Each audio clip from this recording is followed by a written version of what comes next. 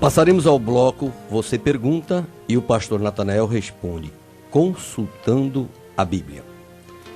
A nossa consulente NQI, mulher, NQI é que não quer se identificar. Ela pergunta, pastor Natanael, se o divórcio aborrece a Deus, por que ele o autorizou? Minha prezada irmã, a leitura de Mateus capítulo 19, ela responde essa pergunta. Vou ler a partir do versículo 3. Então chegaram ao pé dele, de Jesus, os fariseus, tentando-o e dizendo-lhe, é lícito ao homem repudiar sua mulher por qualquer motivo? Ele, porém, respondendo, disse-lhes, não tendes lido que aqueles que os fez no princípio, macho e fêmea, os fez e disse, portanto, deixará o homem, pai e mãe, e se unirá à sua mulher, e serão dois numa só carne. Assim não são mais dois, mas uma só carne. Portanto, o que Deus ajuntou, não o separe o homem. Disseram-lhe eles, então por que mandou Moisés dar-lhe carta de divórcio e repudiá-la? Disse-lhes ele, Moisés, por causa da dureza dos vossos corações, vos permitiu repudiar vossas mulheres, mas ao princípio não foi assim. Então aqui está a resposta. Se o divórcio aborrece a Deus, por que ele autorizou? Resposta: por causa da dureza dos corações dos homens. Ninguém se engane, dizendo, eu sou muito bom. Jesus disse acerca de nós todos, se vós, sendo maus, sabeis dar boas coisas aos vossos filhos. Então temos uma natureza, como disse um certo escritor, só mesmo com castigo é que mudamos a situação.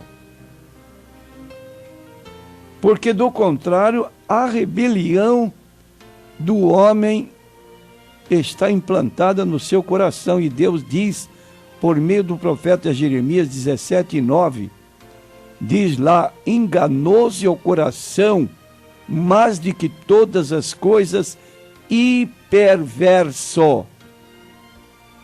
Quem o conhecerá?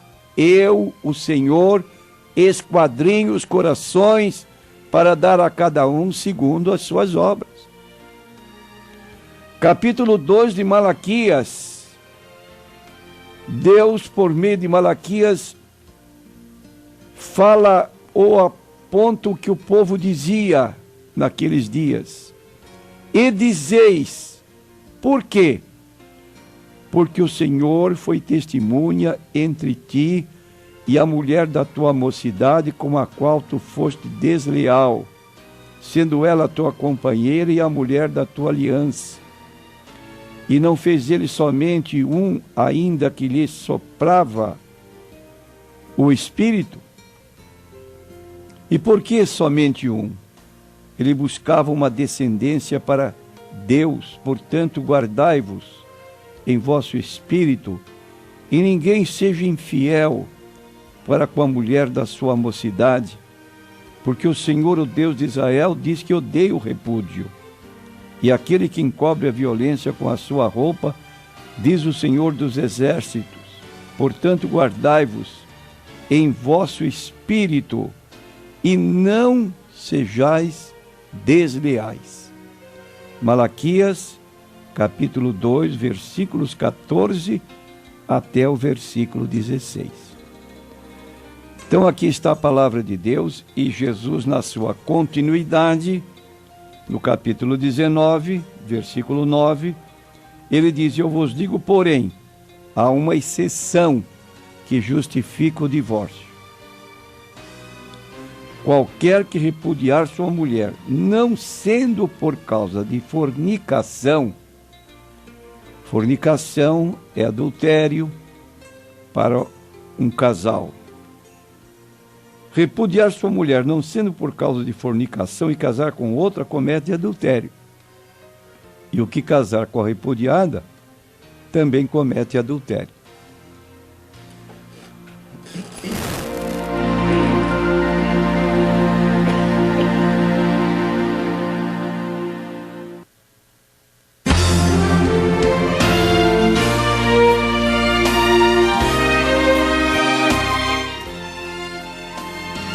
Pastor José pergunta: nosso corpo ressurreto terá características semelhantes ao corpo com o qual morreremos? Será um corpo melhor do que o que nós temos hoje. Hoje, nosso corpo é considerado um corpo abatido. Mas este corpo abatido vai ser transformado. Sem mais as impropriedades de corrupção que ainda nos cercam. E a prova do que nós afirmamos está na ressurreição de Jesus Cristo. É tão importante considerarmos a ressurreição de Jesus Cristo para afirmarmos a nossa fé na ressurreição dos nossos corpos, que o apóstolo Paulo levanta o problema na sua primeira carta aos Coríntios, capítulo 15. E ele diz no versículo 14 em diante: se Cristo não ressuscitou, é vã a nossa pregação. E também é vã a vossa fé. E assim somos também considerados como falsas testemunhas de Deus, pois testificamos de Deus que ressuscitou a Cristo, o qual, porém, não ressuscitou, se na verdade os mortos não ressuscitam. E se Cristo não ressuscitou, é vã a vossa fé e ainda permanecer nos vossos pecados. E também os que dormiram em Cristo estão perdidos. Se esperamos em Cristo só nesta vida, somos os mais miseráveis de todos os homens. Mas, de fato, Cristo ressuscitou dentre os mortos e foi feito as primícias dos que dormem. Então, nós cristãos, se Cristo tardar e viermos a morrer, nós vamos ressuscitar com um corpo glorificado semelhante ao corpo de Jesus Cristo. Isto é visto na continuação desta primeira carta aos Coríntios, no capítulo 15, 51, eis que vos digo um mistério, na verdade nem todos dormiremos, mas todos seremos transformados. Num momento, num abrir e fechar de olhos, ante a última trombeta, porque a trombeta soará e os mortos ressuscitarão incorruptíveis. Hoje temos um corpo corruptível. E nós seremos transformados, porque convém que isto que é corruptível se revista da incorruptibilidade. E isto que é mortal se revista da imortalidade. Então aqui está um corpo incorruptível com a mesma identidade da maneira que Jesus apareceu aos seus discípulos depois de ressuscitado. Quando apareceu o versículo 39 do capítulo 24, eles pensaram que Jesus era um fantasma, um tipo daquele fantasminha, como era o nome dele? Fantasminha camarada. Não era um fantasminha.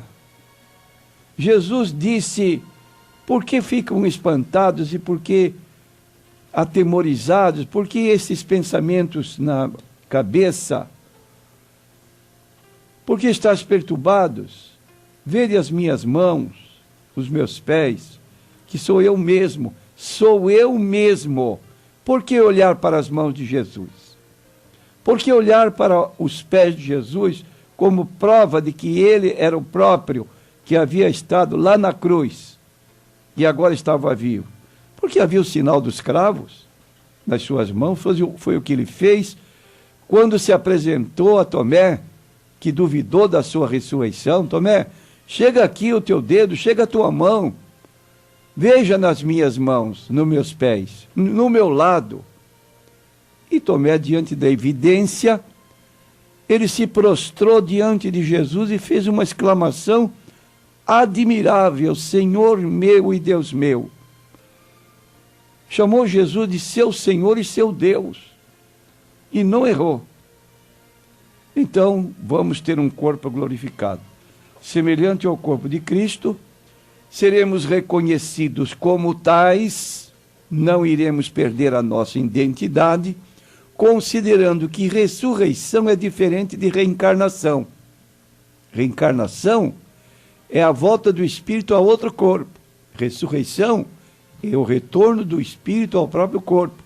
Quando Cristo voltar, ele trará com ele os que estão no céu para se juntarem aos corpos e se dar a ressurreição dos corpos.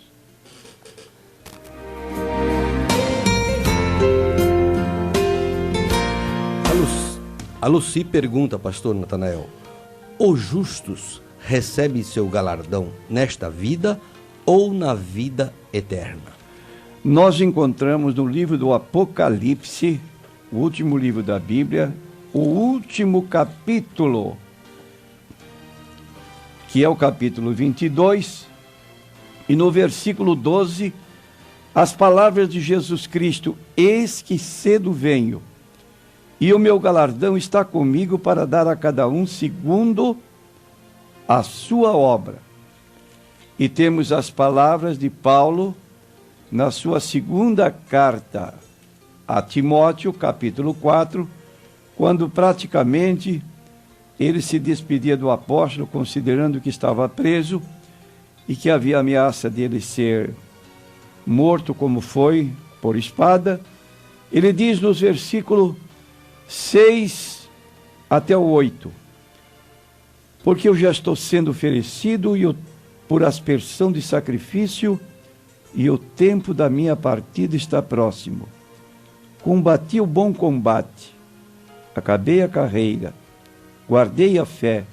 Desde agora, a coroa da justiça me está guardada, a qual o Senhor, justo juiz, me dará naquele dia, e não somente a mim, mas a todos que amarem a sua vinda. Então queremos dizer a Lucy: vida eterna nós recebemos no momento que cremos.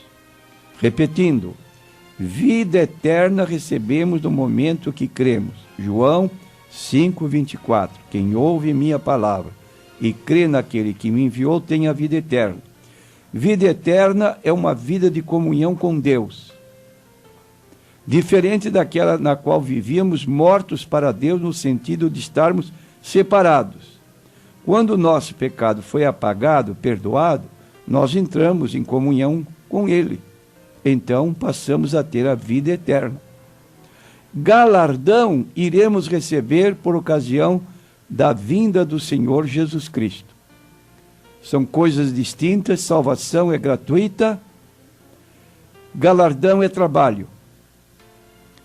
E o trabalho então será o galardão que receberemos quando Cristo vier e fará o que diz a parábola dos talentos: 5, 2, 1. Cada qual foi recompensado com o trabalho que fizeram para Deus. Pastor, um NQI, uma pessoa que não quer se identificar, homem, ele pergunta: é verdade que quebrar espelho traz azar? Não. Isso é superstição. O que é superstição? É uma crença falsa, sem base. É uma suposição. É uma crendice popular. Está cheio, o nosso país é um país ligado à crendice popular.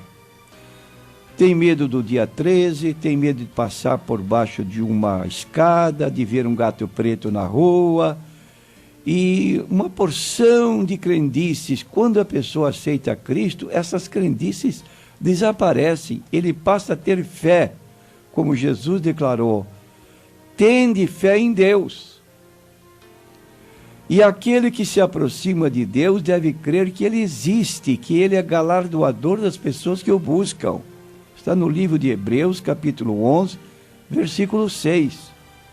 Então o cristão tem fé. A pessoa sem conhecimento da Bíblia, vive cercado de temor, de medo, de pavor, de magia branca, de magia negra, de despachos e de outras coisas mais, porque ele não tem uma fé genuína em Deus. Então, você pode quebrar quantos espelhos você quiser. Não é bom quebrar porque dá prejuízo. Mas temer que a quebra de um espelho, esteja tranquilo.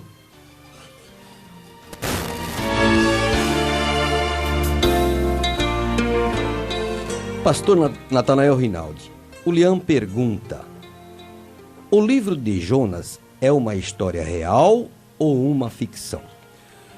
O livro de Jonas é uma história real. Então a pessoa que me telefona, o Jonas, aliás, a pessoa que telefona é o Lian, né? Lian é senhora ou... Deve ser homem. Deve ser homem. Bom, nós temos a palavra de Jesus em Mateus capítulo 12, que ele, como se diz, deu a sua credencial quanto aos relatos do livro de Jonas. No capítulo 12, ele fez um paralelo entre o que ocorreu com Jonas, como iria ocorrer com ele. Os judeus disseram: queríamos ver da tua parte algum sinal. Estou lendo o versículo 38 do capítulo 12 de Mateus. Mas ele lhes respondeu e disse: uma geração má e adúltera pede um sinal, porém não se lhe dará outro sinal, senão o do profeta Jonas. Pois como Jonas esteve 3 dias e 3 noites no ventre da baleia, assim estará o Filho do Homem 3 dias e 3 noites no seio da terra. Os ninivitas, ainda se reportando ao livro de Jonas, ressurgirão no juízo com esta geração e a condenarão, porque se arrependeram com a pregação de Jonas. E eis que está aqui quem é mais do que Jonas. Então, Jesus se reporta ao livro de Jonas. Quando você abre o livro de Jonas, você vai encontrar a fuga dele para não ir à cidade de Nínive pregar contra ela. E vemos que o barco ou navio que ele pegou teve problemas com o tempo. Ele foi jogado dentro do mar e preparou o Senhor um grande peixe para que tragasse a Jonas. E esteve Jonas 3 dias e 3 noites nas entranhas do peixe. Jonas, capítulo 1 e versículo 17. E no capítulo 12, versículo 10, falou, pois, o Senhor ao peixe, e este vomitou a Jonas na terra seca. Já a conversão do povo de Sodoma é mostrada aqui, que à medida que Jonas entrava pela cidade e anunciava 40 dias e a cidade será subvertida, eles então se arrependeram e proclamaram jejum. Viu Deus as obras dele, como se converteram do mau caminho, e Deus se arrependeu do mal que tinha anunciado lhes faria e não o fez. De modo que está bem claro na Bíblia que Jesus deu validade, autenticou o livro de Jonas como um livro de história e não um livro de ficção ou de lenda. Pastor Natanael, uma pessoa que não quis se identificar, NQI, homem, há quanto tempo o ser humano vive sobre esta terra? Bom, isso aí só como resposta de ficção. Não há maneiras de situar o tempo. A gente ouve aí fora milhões, bilhões de anos, mas o registro da Bíblia Sagrada, considerando o livro de Gênesis, escrito por Moisés, há teólogos, estudiosos que dão o tempo da existência do homem na face da terra como mais ou menos 6.000 anos. 4.000 anos antes de Cristo, dizendo então que Adão foi criado no ano 4004. Veja bem, eu não estou afirmando que Adão foi criado no ano 4004. Nós não temos condições de fixar tempo para quando Adão e Eva foram criados.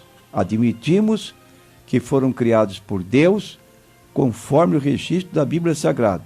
Gênesis 1, 26 a 28. Mas não sabemos quando foram criados. Entretanto, a história teria mais ou menos 6.000 anos, 4.000 anos antes de Cristo e 2.000 anos depois de Cristo. Nós estamos agora no ano 2008, do nascimento de Jesus. E antes de Jesus, cerca de 4.000 anos, mais ou menos. Mas são suposições. E não caia no erro de seitas proféticas que se valem de datas. Por exemplo, as Testemunhas de Jeová anunciaram para 1975 o início do milênio de Jesus, com, primeiro, a grande catástrofe do Armagedão. Por quê? Disseram que Adão havia sido criado 4.026 a.C., somaram com 1975, omitindo o ano 1, chegaram a essa conclusão e anunciaram nos seus livros, Vida Eterna na Liberdade dos Filhos de Deus, que entraríamos no ano de 1975 no milênio. Foi um fracasso.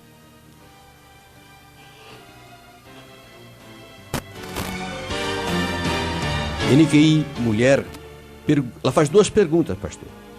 Os que morrem sem ouvir o Evangelho são salvos? A segunda pergunta é: eles podem ser culpados se de fato morreram em ignorância? Eu sei que a minha resposta não vai agradar, mas eu quero dizer que todo ser humano, de acordo com Romanos 3:23, é pecador. Todos pecaram e destituídos estão da glória de Deus. Então o homem não é um ser inocente. Ele é um pecador. E todos erramos. Agora a Bíblia diz em Romanos 6:23 que o salário do pecado é a morte. Bom, mas eles não ouviram o Evangelho. Também o povo de Sodoma e Gomorra não ouviu a mensagem do Evangelho, como o povo antediluviano. No entanto, houve o castigo de Deus pela impiedade deles. De modo que morrer na ignorância só pode ser beneficiado com um tipo de castigo mais ameno. E isso vai surpreender muitos ouvintes. Haverá graus de punição. Nem todos seremos punidos iguais. Aos que conheceram a palavra e desobedeceram, e isso nós encontramos no livro de Hebreus, capítulo 10, 26. Se depois de conhecer a verdade, o Evangelho, nos retirarmos, seremos dignos de maior castigo. Porque a pessoa conheceu e se retirou, um desviado vai ser mais punido. Agora Jesus disse em Mateus capítulo 11, versículo 20 em diante, falando de cidades onde a mensagem do Evangelho não foi ouvida.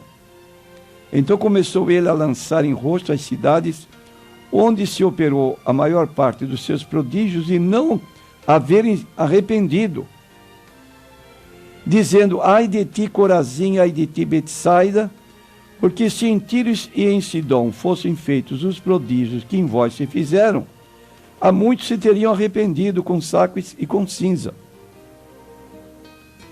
Por isso eu vos digo que haverá menos rigor para Tiro e Sidom, duas cidades gentílicas, no dia de juízo do que para vós.